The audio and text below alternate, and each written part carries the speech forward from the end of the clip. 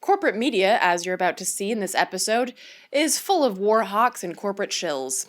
So to keep getting news from the activist front lines, become a patron of our show at patreon.com/actout. This week on Act Out, Trump is trigger happy and making bank, but is that not an American tradition? Not just commander-in-chiefs, but the media lackeys sucking at the power teat. Next up, Hamza and the Intifada Street talk art and activism, and finally, the March for Science, what they got right, and the important piece that's missing from their movement. From tweets to marching in the streets, this is Act Out.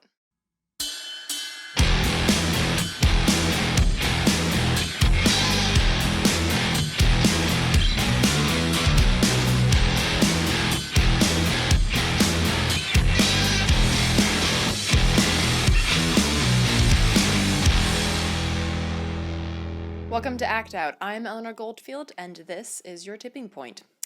A curious thing happened recently when Donald Trump fired Tomahawk missiles at an airbase in Syria in early April, then dropped a bomb of record-breaking size on Afghanistan soon thereafter. After less than 90 days of so-called resistance, during which even the mainstream media became so worked up that the Washington Post changed its motto to "Democracy dies in darkness." It's cute. Suddenly, that heap of dung coated in spray tanner was deemed presidential. A candidate who makes it a point of congratulating dictators that moonlight as ISIS suppliers was apparently moved by the appalling footage of suffering chemical weapons victims. Or his daughter was moved and then ran to daddy or something like that. What's more likely than a family of concerned sociopaths is the tried and true lust for money. As we noted in a post the day after the Syria bombings, Trump stood to make bank from the 59 missiles fired due to the fact that he owns stock in Raytheon, the makers of the Tomahawk missile. And while this is a particularly direct and egregious example of war profiteering, making bank off of death is as American a pastime as baseball and just as media friendly. So in that sense, the media did get it right, at least in terms of historical accuracy. Bombing a foreign country for profit while promoting vague humanitarian aims to justify the violence is quintessentially presidential. And as much as I love to point out that Trump is a festering heap of pus-filled boils in human form, going to war to profit off of human suffering is just the American way, regardless of whether it's a Democrat or a Republican in the White House. War is money, and that is this week's fucked fact. So let's take another look at the Syria bombing. Trump fired 59 Tomahawk missiles into Syria as a way of sending a message that it's only okay to kill people with bullets, sharp objects, and conventional bombs, but never chemical weapons, even though they've already been used. I mean, you can also gas your own people, just try not to actually kill them with that, because, not even Hitler did that. Anyway, first introduced during the original Desert Storm, each Tomahawk missile cost between $1 million and $1.4 million, meaning that in one day, Raytheon banked between $59 and $82 million. Lauren Thompson, a D.C. defense analyst, told the Herald that the Tomahawk has been a favorite weapon for recent administrations because of its ability to strike precisely while avoiding the danger of aircraft flying over enemy territory or putting boots on the ground. Thompson even predicted the Syria strike could be used as a model for other countries, including North Korea. In light of that good news for the profit margins of the military-industrial complex, not so much for global stability, shares of Raytheon closed up 1.5% on the day after the bombing, even though overall the stock market took a dip. Meanwhile, war still rages on in Syria, just like it does in Afghanistan, where we've been trying to bomb our way to peace and freedom for over 15 years. On April 13th, you might remember, Trump dropped the 21,600-pound massive ordnance air blast bomb, nicknamed by the military brass the mother of all bombs, as they apparently never had or have ever even met an actual mother. Trump used it on a complex of caves originally constructed by the CIA during the height of the Cold War that are now in use by ISIS, because sharing is caring. And while the military is being cagey about releasing any details about the effectiveness of the bomb or the potential casualties, the cost is pretty clear. The $16 million cost of this one explosion could have provided over 50 million meals for Afghan children, wrote Code Pink anti-war activist Medea Benjamin in an opinion piece published April 14th by Common Dreams. And as for the efficacy of bombing the shit out of Afghanistan in an attempt to stabilize the region, Press Secretary Sean Spicer actually got it right once when he told Wolf Blitzer that Trump was really working on destabilizing the region. I needed to make sure that I clarified and not was in any way, shape, or form any more of a distraction from the president's decisive action in Syria and the attempts that he's making to destabilize the region. As Medea Benjamin goes on to note, we saw the precursor to the Moab used right after the U.S. invasion in 2001. It was a so-called daisy cutter, named after the shape of the crater it leaves, weighing 15,000 pounds. The U.S. military also dropped 5,000-pound bunker busters to blow up caves where Osama bin Laden was hiding in the Tora Bora Mountains. The Bush administration bragged that this awesome air power would ensure the Taliban's demise. That was 16 years ago. And now U.S. military is not only fighting the Taliban, but ISIS, which first appeared in this war-torn nation in 2014. In order to fight terrorists, you gotta make terrorists. Now, for many of you watching, the fact that our violent intervention does only create more terrorists and instability in the region is old news. It's a perpetual loop that comes around every 4 to 8 years, shifts here and there, but ultimately settles on the same tracks. Indeed, when it comes to foreign wars, the Democrats are just as enthusiastic in their support. In Barack Obama's final year in office, the U.S. dropped at least 26,172 bombs in 7 countries, an increase of 3,028 bombs over 2015's total. Even Bernie Sanders, the great socialist reformer, supported the F-35 fighter jet program, even though the project has turned into a $1.5 trillion failure. Why was he so excited? Because the Vermont National Guard would have been the first to get their very own giant scrap of junk metal that can't fly properly, aka a plane.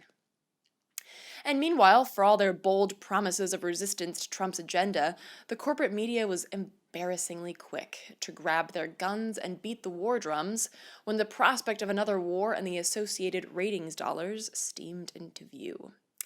But really, those guns and drums are always close at hand for the corporate media's talking heads.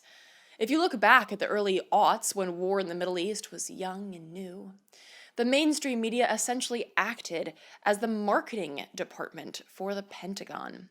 And that's not hyperbole. The Pentagon even rolled out its very own military analyst program, a propaganda campaign that involved the recruitment of more than 75 retired military officers to appear on TV outlets as so-called military analysts ahead of the Iraq War to portray Iraq as an urgent threat. And as Brent Kruger, a senior official who helped oversee the propaganda effort, said, we were able to click on every single station, and every one of our folks were up there delivering our message. You'd look at them and say, this is working. Yeah, no shit it's working, you sociopathic shit stain, because when every fucking station is beating the war drum, you can't help but start to feel the beat. And later in 2003, Fairness and Accuracy in Reporting did a study that found that leading up to the invasion of Iraq, 71% of American media sources were in favor of war, while only 3% of American sources were anti-war. 3%. And it's worth mentioning that none of that 3% were the major outlets, Fox, CNN, MSNBC. In fact, MSNBC, home to Brian Williams' recent grotesque hard-on for the military-industrial complex, was a Fox friend already back then, when it copied many features of Fox News, adding conservative commentators, a U.S. flag on screen, and a special section called America's Bravest, where viewers could send pictures of their loved ones serving in the armed forces in Iraq. But hey, at least they're leaning forward, leading into a pile of shit garnished with bombs and dead babies, but still, it feels good to lean forward, doesn't it? But even outside of rating boosts, there's a reason why corporate media regularly manufactures consent when they should be manufacturing dissent. As Norman Solomon reported for Fairness and Accuracy in Reporting in 2005, NBC's owner General Electric designed, manufactured, or supplied parts or maintenance for nearly every major weapon system used by the US during the Gulf War. And they continue to be a key player in the military-industrial complex to this day. And while in many ways it was the first Gulf War that redefined the media as cheerleaders for the war hawks, corporate media hasn't served an adversarial role to the military since the Vietnam War, which, not coincidentally, is the last time that reporters had largely unfettered access to actual events on the ground. So yes, it is absolutely disgusting and horrifying that Trump profits from war, that his daughter and son-in-law are essentially running a kleptocracy from the confines of the White House. Our anger is correctly pointed at these flesh bags of bad decisions and Botox. However, they are not acting alone. The corporate media's complicity and indeed cheerleading of perpetual war is an important piece of the puzzle, an undeniable chunk of the war-for-profit pie. And as the larger anti-war movement dusts off its Obama apologist tendencies, it is important that the scope of our action and fight and build policy not let the propagandists off easy. Because when you control the flow of information, when you pistol whip the truth and hog tie liberty and justice, you aren't just an accomplice, but a paid recruiter for the low-life scum waging death and destruction. You low-life scum. Moving on, but still, considering the anti-war tip, a key catalyst and momentum builder for this movement, and indeed others as well, is art. And no one articulates this better than James Baldwin. Most people live in an almost total darkness. People, millions of people whom you'll never see, who don't know you, never will know you, live in a darkness which, if you have that funny, terrible thing, which every artist can recognize and no artist can define, you are responsible to those people, to lighten. And it does not matter what happens to you. It is impersonal. This force which you didn't ask for, and this destiny which you must accept, is also your responsibility.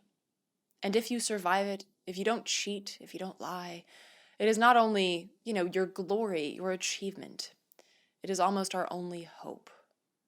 The poets, by which I mean all artists, are finally the only people who know the truth about us. Soldiers don't, statesmen don't, priests don't, union leaders don't, only poets.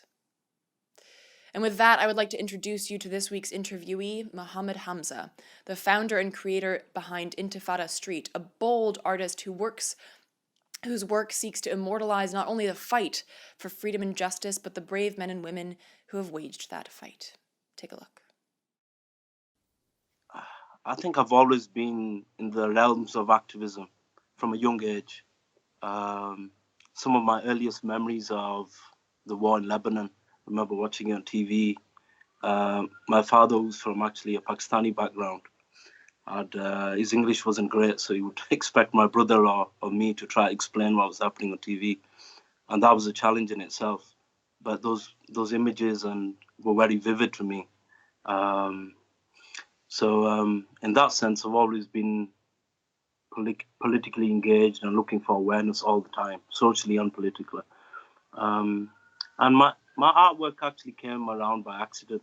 I was unemployed for like 2 years. I came back from Gaza, I had no job, and 2 years is a lot of time to just sit and, I suppose, just kind of dwell into deeper thoughts and doldrums. So I kind of progressed from there, and it happened. And I'm just glad people like it. What do they say? They say like, art is resistance without violence, and I'm trying to kind of profess that through my art. I went to Gaza and saw people, and once you look into the eyes of the oppressed, it kind of leaves, a certain imprint on yourself. So I guess it's just a humble attempt in some way to kind of show my indignation of the injustices around the world.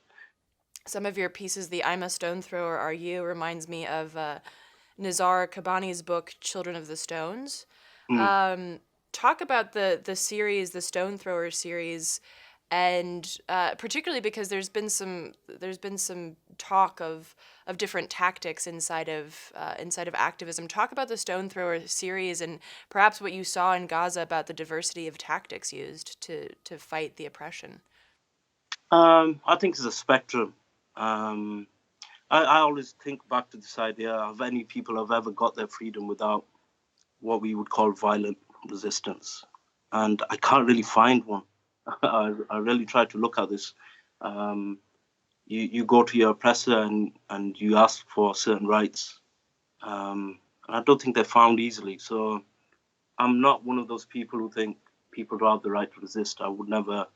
That doesn't mean I'm violent or I promote violence, but I do promote resistance.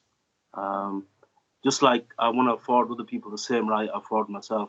If someone came into my home and did certain things and threw me into the basement, or even worse still, out the house, I think I'd have a problem with that. And I'd probably resist any way I could. So this idea of a child throwing a stone at a tank, I mean, I remember when someone complained about one of my pieces on Facebook, because that's exactly what I projected, and someone said it was promoting violence. And I thought to myself, here's the tank pointing at a child, but the tank is not the violent part, it's the child throwing the stone. And it reminds me of what Malcolm X said about the media and how they could reverse things, make the victim look like the oppressor and vice versa. And it's crazy, but it's happening. It happens all the time across the field. Yeah, it's that idea that people don't think it's violence, that we perpetuate an imperial war across the globe, but it's violent that some protesters broke a window. Yeah, exactly. So talk about where do you, I mean, obviously the trip to Gaza was a big inspiration for your work, but what do you, because you have a variety of figures that you do art about, where do you get the inspiration for your pieces, and do you have specific goals in mind before you start, or do you just sort of let it flow through you as a medium? Because it's effectively graphics, visual art, there's a lot of conceptualizing involved. And to be fair, I'm always learning, and you can never stop learning. And I've been lucky that way because I've networked over the years and worked with different people. So I'm always grasping new struggles and new personalities and figures who've tried to change the world in one way or another. So that's always like a prominent thing in my work. And I suppose, I mean, it's like Muhammad Ali said, you know, if a person is thinking the same way as they are 50, as they were as 25, they wasted 25 years of their life. And I would hope to think I've kind of advanced in that sense, in my ideas and my ideology and the way I view the world. I won't lie to you, most times I feel sad because the challenge is so great. It's so great. But then I'm hopeful sometimes that you see a glimmer in someone's eyes or some work they're doing and you're inspired by that. But that's always there. Some people, you know, the naysayers and the people who just like to be annoying assholes will say things like, you know, well, art doesn't actually change anything, but movements have always run on hope because, as you said, there's so much going wrong, but what we have is we have hope, and we have our solidarity with one another. And what art really does, and I've never been, but I've seen, you know, there's a lot of artwork on the wall in Palestine. Yeah. And just to know that people are walking by that and perhaps getting some hope from the artwork that people have put up on those walls, that's really powerful. Yeah, I mean, and it's just like when I was in Belfast not too long ago, a couple of years back, on Fall Road, and there's that solidarity shown there. You've got Palestinian solidarity with the Irish struggle, and across the board from South America as well.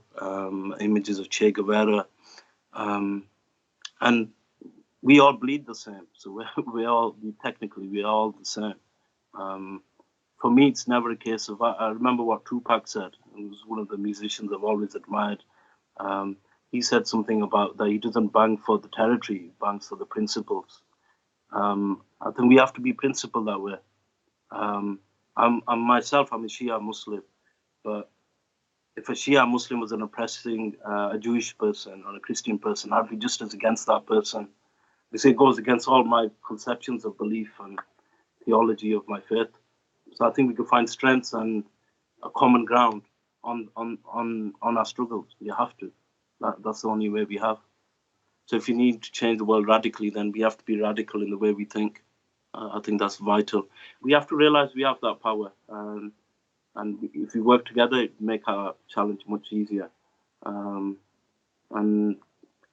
we shouldn't be so egotistic to think we'll change the world personally. I think we need to work together and believe we could do that together. For more on Hamza and his work, visit intifadastreet.com. Finally, today, as the dust settles after the March for Science here in DC, the question is raised, as always, what happens now? After the banners and the fanfare, the dinosaur costumes, the signs and selfies, what now? How will and how should the scientific community work to promote not only scientific evidence and findings, but freedom, justice? The March for Science noted on their site that they hope to not only celebrate science with the march that happened this past Saturday, but to hold leaders in politics and science accountable.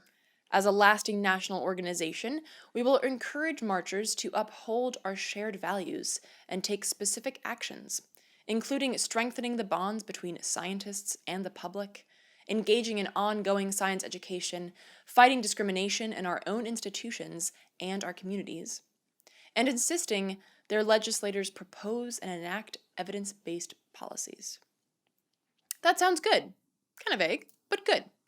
And I will also tip my hat to the March for Science for putting in their list of goals the point of making scientific research more open and accessible to the public, opening the echo chambers of academic conversation so that we, the people, can not only hear what is said, but interact with those saying it.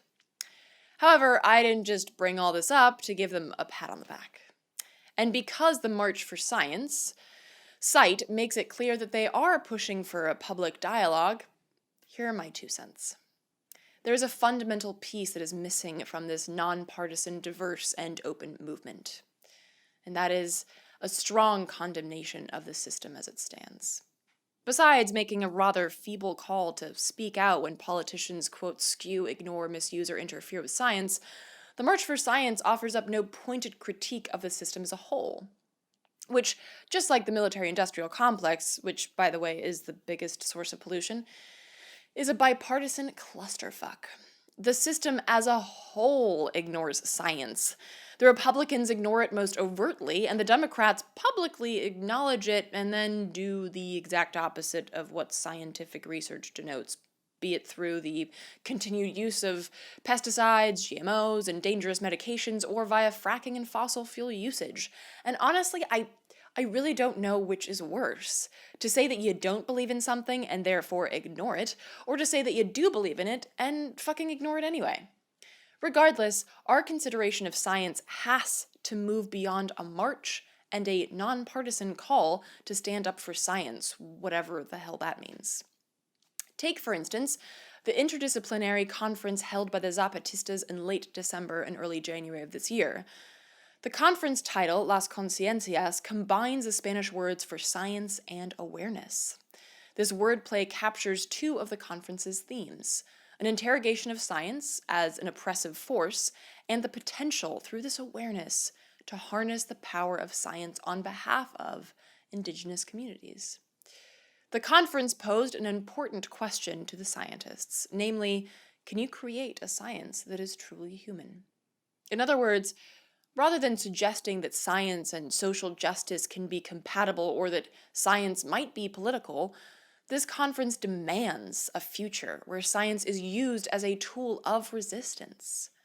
Las Conciencias refuted the assumptions that science and activism are insoluble and that science is neutral. By leaving these assumptions behind, Las Conciencias created a space to build a new science that is affirmatively community-based, just, and anti-capitalist. No tiptoeing, no nonpartisan, bipartisan, possibly, kinda, sorta, maybe, no.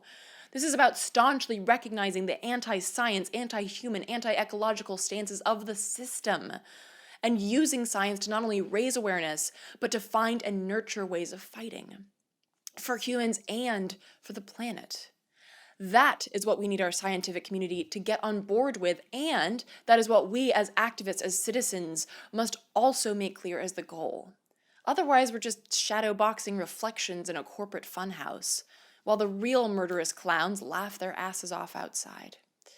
So as we come off the Science March high and slide into the People's Climate March, let me close out today's episode with some despair and some hope in a silent spring.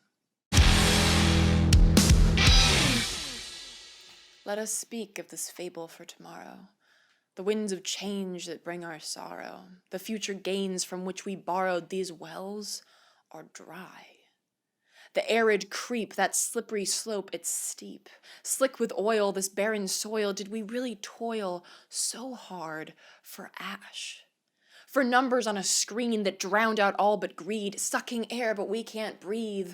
The threat of death won't sow regret, affluence and smug contempt. We do not live as if we'll die. From errors that we carved into a choking sky, from sickly sludge we forced into the veins, these rivers, lakes the capillaries take, these poisons are mistakes. To every cell that cannot help, but try to live for dying hosts. Who didn't lose a paradise, but pawned it off for hell, our souls were glad to sell, to keep this body politic well oiled. The beauty we have spoiled. So slick we slide, the warning signs pass us by, our eyes look up, away, close they dream of ones and zeros, crisp new bills piled high, a paper skyscraper in a clear-cut mine.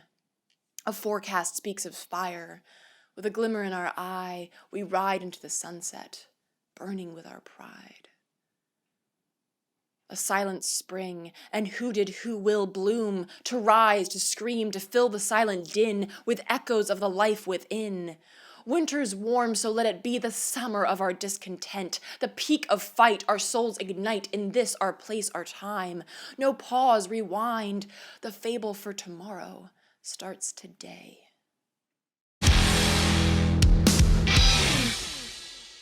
With that, revolutionaries, we will wrap this week's dose of dissent.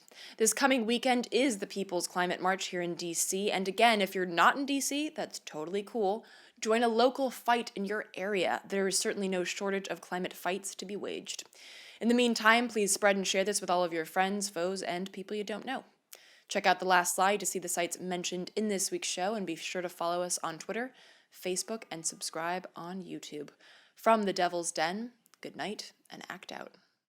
And real quick, to keep independent, non-corporatized media like this show going, donate at Occupy.com/donate. If you'd like to donate directly to Act Out, visit Patreon.com/actout.